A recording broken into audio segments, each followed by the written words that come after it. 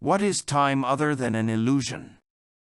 Time is made periodic by us by the use of clocks and other time-keeping devices. But what have these to do with the smooth flow of time? How can time have a limit or boundaries, never mind be parceled into units if it is something real? Scientists talk about time starting at point zero, but the idea that time began at some point in time makes no sense. Time, qua time, cannot have a beginning because these only take place with a time framework. It is not that we cannot imagine things beginning, but things begin from within time. Things cannot begin outside of time. How could time begin when it is a point in time that defines the start of something? Time cannot define the start of itself. We all know that our personal time is going to run out. In the meantime, our time is one of the few things that we can claim to be solely and completely ours. Not that we do not commit it to others from time to time, but how we parcel out time is our choice. We commit to spending a certain amount of time at work. There are also things we must do for our family. These consume certain amounts of time. We talk about wanting to have more time for ourselves. We say there are not enough hours in a day.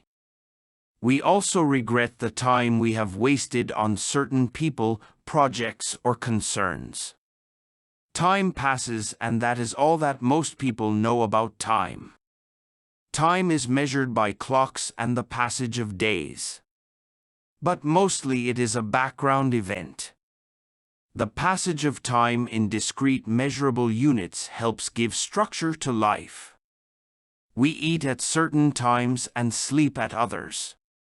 We know what time to go to work and what time to take a break. Time synchronizes our activity with that of others so we can specialize and be more productive.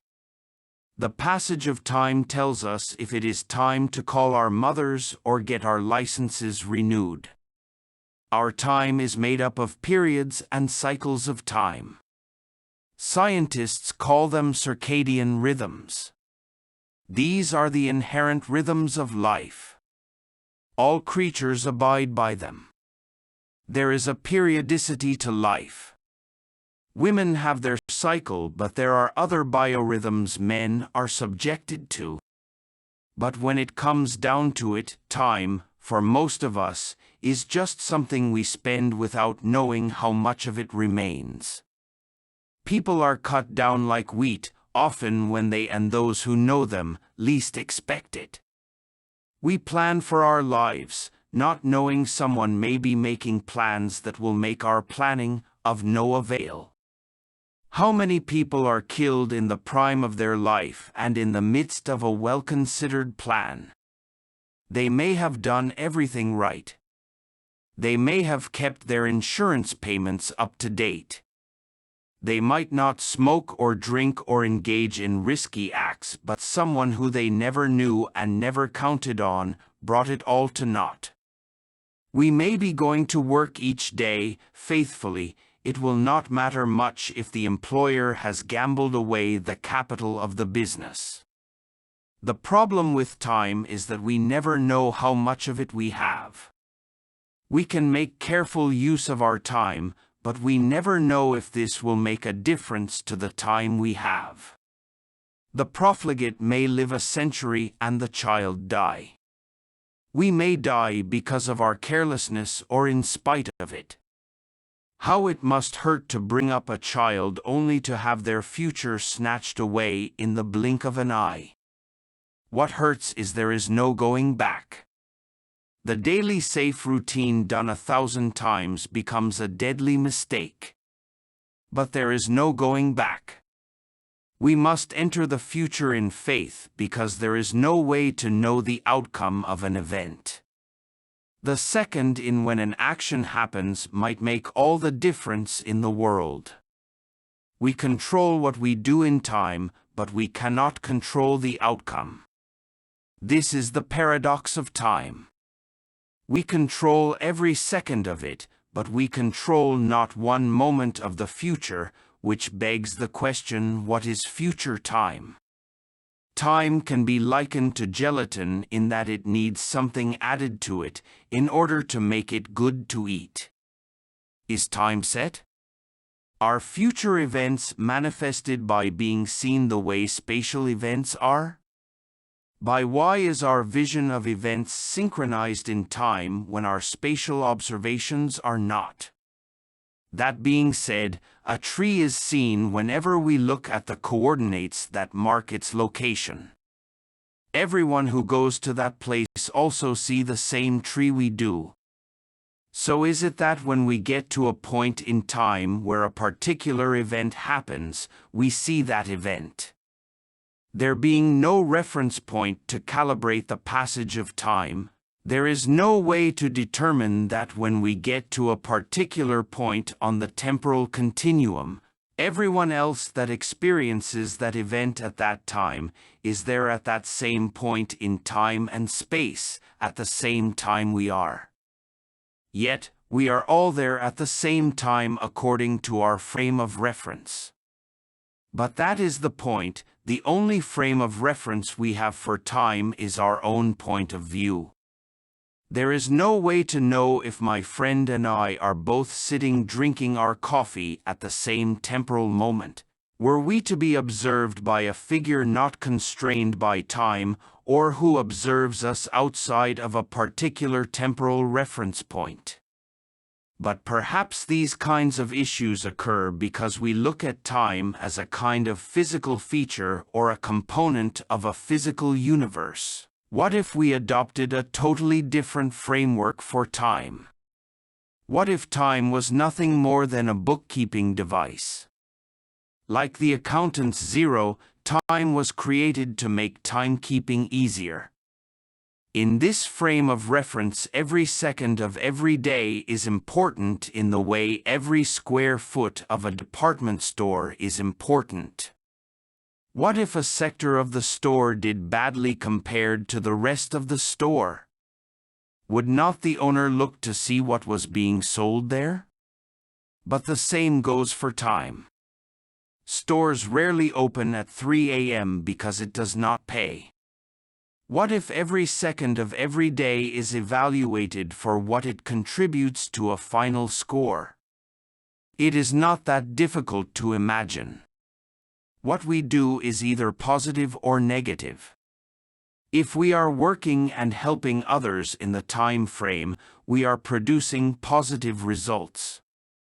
The percent of our time given over to positive events and the intensity at which we work at adding value during each moment in time will lead to a higher score than being a consumer.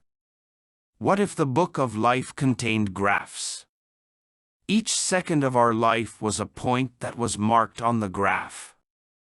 What if the value of that moment determined the placement of that point, therefore where the graph line was placed?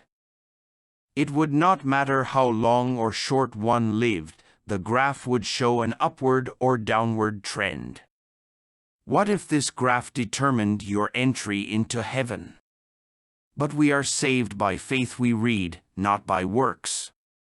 However, we might wish to inquire what factors contribute to the trends on the graph. First of all, let's speculate that Tom hates people, he fears them. His desire is to be a hermit and get as far away from others as possible. The question is if Tom would invest time in others or not. Tom would not. If Bill came to Tom with an offer, Tom would more than likely turn it down. Tom would instinctively distrust Bill. Therefore, Tom would not create anything of value for a community he feared and distrusted. But he would also be severely constrained at what he could do for himself. The individual is not very productive working in isolation. Tom might have to forage in garbage and even beg overtly or covertly to maintain his hermit lifestyle. However, since he produces very little but survives to some extent as a parasite on society, the trend on his graph would show a downward trend. Those who helped him might show an improvement in value, but would helping a free rider to free ride contribute to the commonwealth? This is a problem because we are taught to be charitable, but is taking food from children to feed hungry men who will not work. What is meant by charity? If we starved a child to feed a beggar, we could see the problem, but for some reason, apart from these kinds of stark contrasts, we rarely see our charity as helping promote parasitism. But what if we were feeding shipwrecked men who refuse to help row the lifeboat? What if we were sharing our water with men in a desert who would not help the rest of us dig a well? When surrounded by wealth, it is difficult to see the value or harm of our actions. However, even if we cannot see the value or harm in what we do, the value or harm in what we do is still being done. Perhaps if we could understand that every second of every day was as important to our spiritual life as every square foot of space in a department store was important to their bottom line, we would look at time differently. It matters what we do each and every second. What we do adds value to what we have already done, and by extension, adds value to the civilization we are in, or alternatively, does not. If we are not adding value, our actions are depriving our community of value. As good as we many think charity is, transferring wealth to freeloaders is not positive. It is not even a neutral activity. It does have consequences. This is obvious if we consider things from a rational perspective. If you had 5 draft animals and one would not pull the plow, but you continued to feed the beast, over time this would impact the output of the working teams. Over time, if you choose to feed 5 animals with the output of 4, the draft animals will become less able to work and less able to till the soil to provide foliage for themselves and crops for their owner. One never just shares the wealth with anyone who wants a share. Unfair shares always deprive the constructive sector of things that could make it even more productive. It is one thing to provide a worker with a hammer, it is another to provide a free rider with beer. Time is ticking by, but it is passing in the same way economic activity is taking place. Money is changing hands, and this happens against a periodicity we call time. Other creatures have other time frameworks. Regardless, the structure of time is based on the activity we engage in. Time is not a river, and it is not a timepiece. It is a logical unit that provides a framework within which events occur. Information would not be possible without a logical unit of time to package it in. To provide an analogy, time is like the market in economics. It is not a real thing, it is the context in which events occur. We insert events into a logical continuity called time to give them context and make them communicatable.